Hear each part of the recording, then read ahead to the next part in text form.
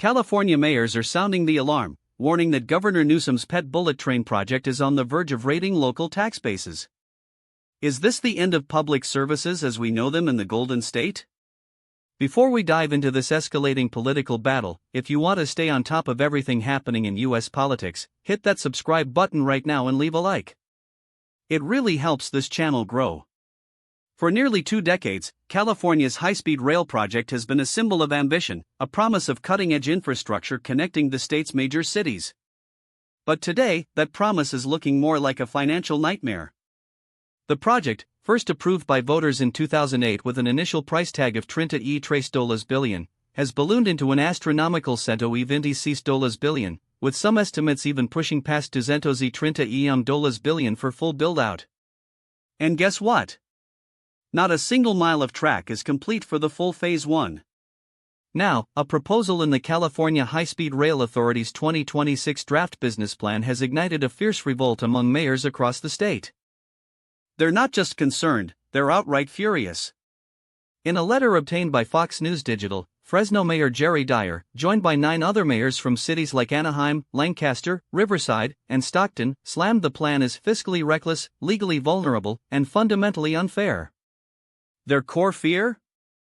That the state, desperate to fund this ever-expanding project, plans to raid local tax bases, essentially using tax revenue generated in communities near future high-speed rail stations to prop up the troubled rail system. This isn't about creating a new tax, the mayors understand that. It's about redirecting tax revenues that are already intended to benefit local communities. Mayor Dyer was clear, this proposal would weaken local governments, destabilize public services, and undermine constitutional protections that California voters have repeatedly affirmed. Simply put, the state cannot solve a state funding problem by raiding local tax bases. He further emphasized that the state constitution prohibits the state from taking sales tax dollars intended for local government support for any other purpose. The mayors are calling the proposed scheme legally dubious and warn that it sets a dangerous statewide precedent. They argue that the state is attempting to divert local tax growth through a legally dubious scheme instead of pursuing voter-approved bonds or dedicated state revenue sources.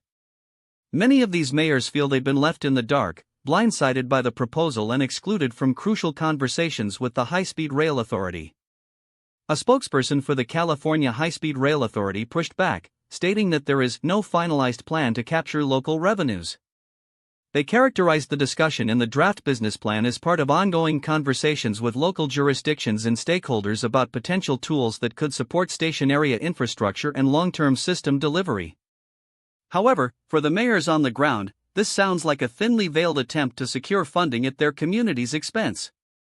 This controversy isn't new. Former President Donald Trump has repeatedly criticized Governor Newsom and the project, calling it a disaster and an example of terrible cost overruns. He famously derided it as that train the worst cost overrun I've ever seen. It's like, totally out of control. Even within California politics, the project faces significant pushback. Republican Congressman Vince Fong recently slammed the project on X, calling it a slow-moving train wreck, a case study in government waste and mismanagement, with billions spent, deadlines blown, and still nothing to show for it. He highlighted the lack of finished track, the absence of trains, and the continuation of broken promises while taxpayers foot the bill. The mayors are demanding the state pursue more legitimate funding avenues, like voter-approved bonds or dedicated state revenues, rather than what they perceive as a desperate grab for local funds. The proposed redirecting of tax revenues, they argue, is not only unfair but potentially unconstitutional. They are concerned that this move could leave their cities struggling to fund essential services like police, fire departments, and schools, all while a state project that offers them little direct benefit continues to drain resources. The implications of this fight are significant. If the state succeeds in redirecting these local tax revenues, it could set a precedent for future infrastructure projects, potentially undermining the financial autonomy of cities and counties across California. It raises fundamental questions about state-federal-local government relationships and the allocation of taxpayer dollars. Will local governments be able to protect their tax bases and essential services, or will state ambitions dictate the fiscal future of California's communities? So, what do you think about this? Are these mayors right to revolt against a plan that could drain their local tax bases? Or is the high-speed rail project a necessary statewide investment that requires tough funding decisions? Drop your opinion in the comments below. I read every single one.